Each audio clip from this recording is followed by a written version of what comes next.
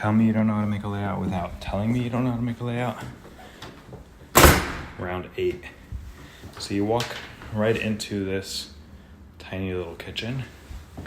You've got a stainless steel countertop, white appliances, and your living room. The living room's fine. Tall ceilings, 4th floor walk up.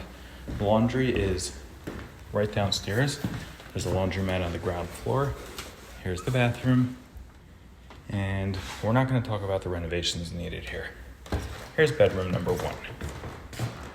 Alrighty, decent size. You've got a closet, again, tall ceilings, and